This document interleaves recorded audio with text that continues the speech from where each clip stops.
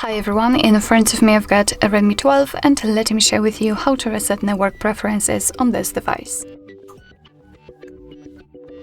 So first of all we have to enter the settings and then let's find the connection and sharing. Now we have to scroll down to the very bottom and in this other sections we have to tap on reset Wi-Fi, mobile networks and Bluetooth.